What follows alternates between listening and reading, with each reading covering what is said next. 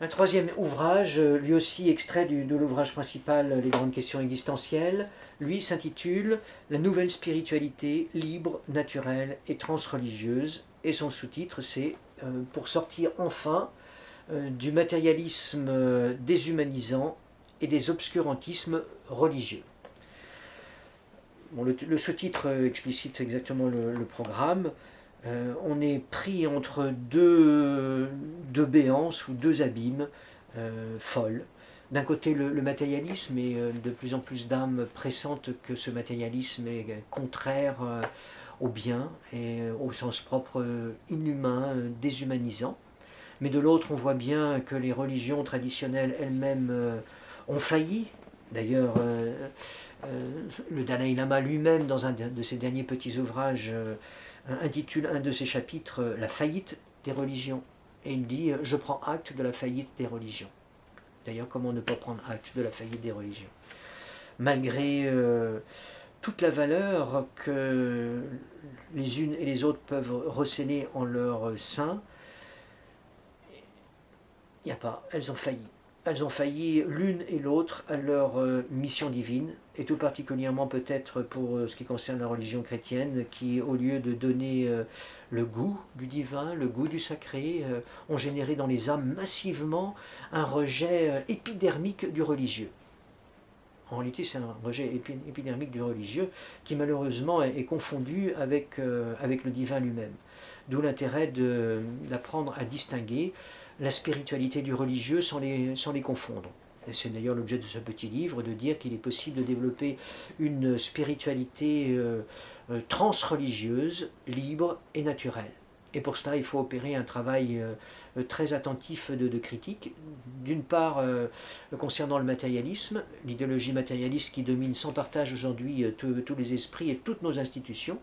Et de l'autre, une critique aussi très attentive des grandes traditions religieuses pour discerner ce qu'elles ont d'authentiquement sage et divin à transmettre et à transmettre encore à notre humanité d'aujourd'hui, tout en se défiant radicalement et vigoureusement des errances qu'elle comporte et qui confinent parfois à la folie. On le voit bien, hein, tous les fanatismes religieux, quels qu'ils soient, ou les obscurantismes religieux, quels qu'ils soient, irrationnels, débilitants, délirants, malfaisants, destructeurs, que l'on peut voir sur la scène du monde.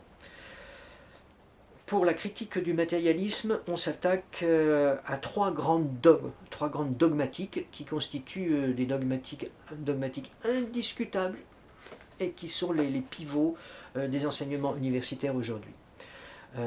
Première dogmatique, ça concerne l'origine de la vie.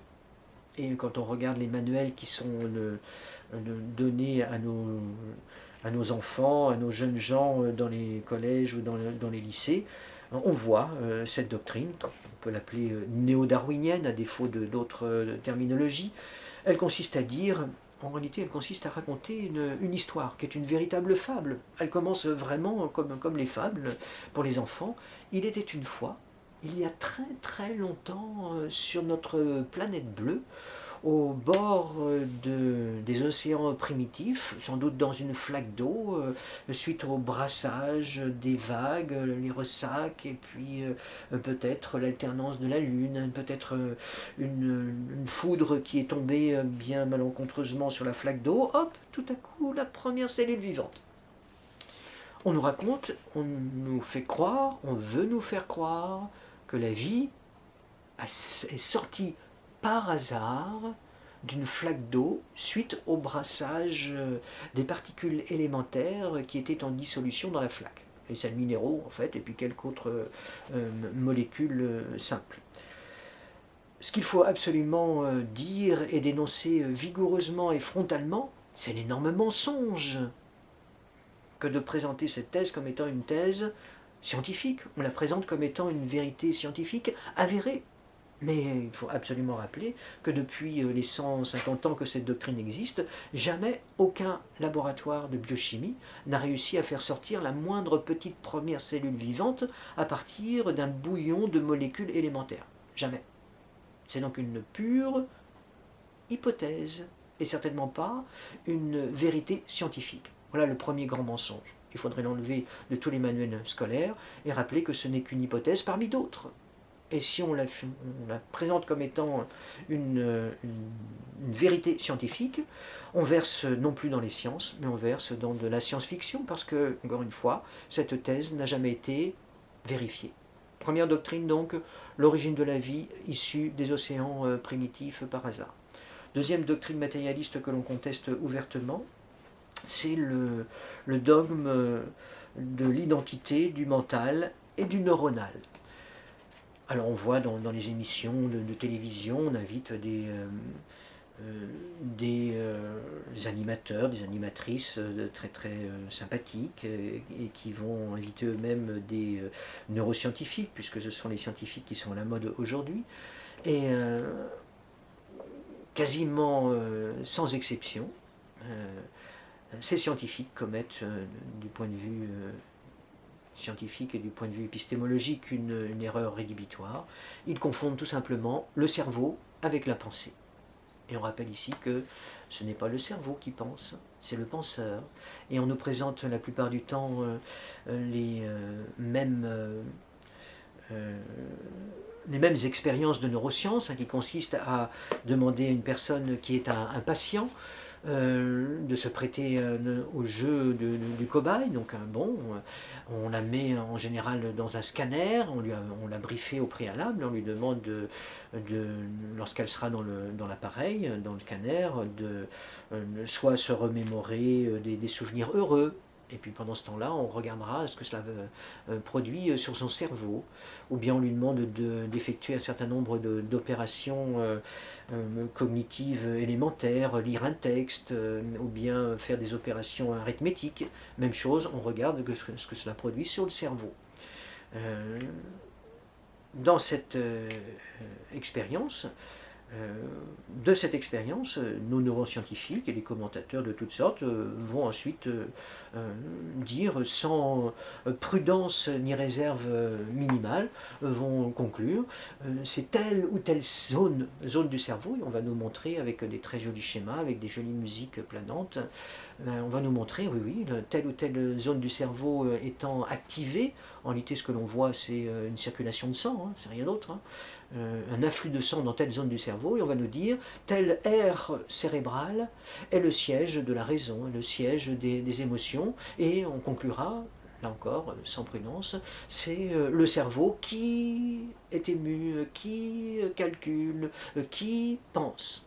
Et nous on rappelle ici, on le rappelle, c'est une évidence pourtant, non, il n'y a pas qu'une seule série de causalités dans ce phénomène, il y en a bien deux. D'un côté, le sujet vivant auquel on demande de réaliser des opérations purement immanentes dans son esprit, et puis de l'autre, une structure matérielle constituée de matière blanche et grise, en l'occurrence le cerveau, sur lequel on va observer des phénomènes électrochimiques, voilà, des circulations de fluides, ou bien des processus, des activités électriques dans telle ou telle zone du cerveau. On constate donc qu'il y a deux séries de phénomènes. Des phénomènes électrochimiques d'un côté, sur le cerveau, mais de l'autre côté, des processus purement cognitifs qui s'opèrent dans l'immanence propre de l'esprit. Deux phénomènes empiriques, aucune raison de les réduire l'un à l'autre. Le minimum de respect de la méthode scientifique consistera au contraire à respecter scrupuleusement cette distinction et ne pas confondre le mental avec le neuronal de sujet. La démonstration par l'absurde, si on met un cadavre dans un scanner, il ne se passe rien. Pourtant, si c'est une personne qui vient juste de mourir, son cerveau possède exactement les mêmes structures. Seulement, il n'est plus actif. Il n'est plus actif parce que le penseur n'est plus là. Et pour rectifier l'ordre de causalité, c'est le penseur, sujet spirituel, qui, par les opérations qu'il produit dans l'immanence de son esprit, produit comme effet, comme conséquence sur la matière grise, les phénomènes électrochimiques que l'on constate ensuite. Seconde donc grande doctrine matérialiste, lever cette confusion du mental et du neuronal, qui est un irrespect des conditions expérimentales où deux séries de phénomènes existent et il n'y a aucune raison de réduire l'un à l'autre, il faut impérativement les respecter. Troisième critique du matérialisme, autre grande doctrine qui prévaut partout, c'est la doctrine du hasard. Elle est sous-jacente à la doctrine de l'émergence de la vie, dans la flaque d'eau de tout à l'heure, mais on la rapporte aussi à l'origine du cosmos lui-même.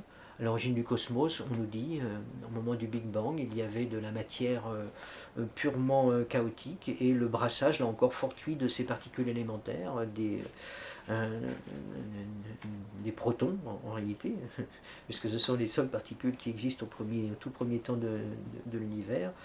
Du brassage fortuit de ces particules élémentaires résulte tout ce cosmos. Et on invoque comme cause le hasard. Le hasard est une grande fumisterie intellectuelle.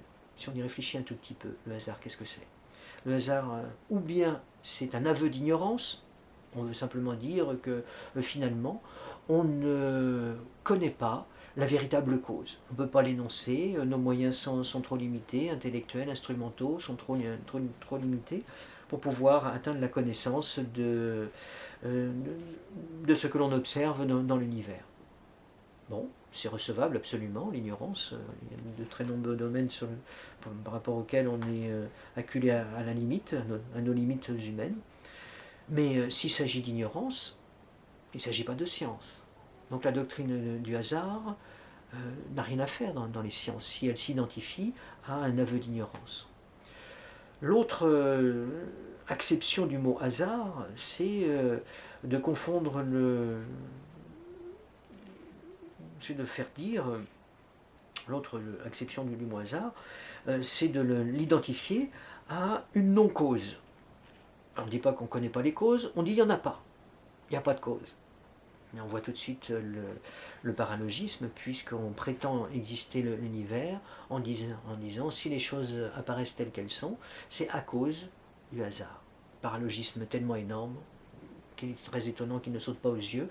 On prétend expliquer une cause en invoquant une non-cause. Le hasard s'identifie au néant dans ce cas-là.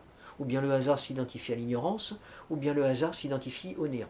Bref, ces doctrines qui sont présentées comme étant les fondements et les fondamentaux de nos paradigmes par lesquels on pense l'univers et en conséquence l'homme, et desquels on déduit toute une série d'applications qui vont rejaillir dans la vie collective, dans la vie publique, dans la vie politique et au final dans la vie concrète de chacun d'entre nous. Toutes ces doctrines sont fallacieuses et sont fausses. Il faut les dénoncer avec vigueur. Elles reposent sur l'idéologie matérialiste qui est, quand on l'analyse, irrationnelle et insensée. C'est la première partie de cet ouvrage. Et dans la conclusion, c'est il faut sortir des religions, il faut sortir du matérialisme, il faut développer une spiritualité nouvelle, une nouvelle spiritualité libre, c'est-à-dire qui ne s'aliène pas à l'une ou l'autre des doctrines ni matérialistes ni religieuses, naturelle, qui s'appuie sur l'observation rigoureuse de la nature par l'usage de la raison elle-même naturelle, libre, naturelle et transreligieuse, c'est-à-dire qui ne rejette pas tout des religions, mais qui prend le meilleur de chacune, puisque chacune est dépositaire réellement de trésors de sagesse, et on la reconnaîtra avec elle, de nature authentiquement divine. Voilà donc un livre pour réfléchir à une nouvelle spiritualité, qui est une spiritualité parfaitement miscible dans nos sociétés laïques, puisque c'est une spiritualité qui recentre aussi l'expérience spirituelle sur la personne individuelle et qui se défie des communautarismes de toutes sortes. Elle est parfaitement donc adaptée à nos sociétés laïques, rationnelles, démocratiques. C'est l'avenir de notre humanité que de développer une spiritualité, une nouvelle spiritualité.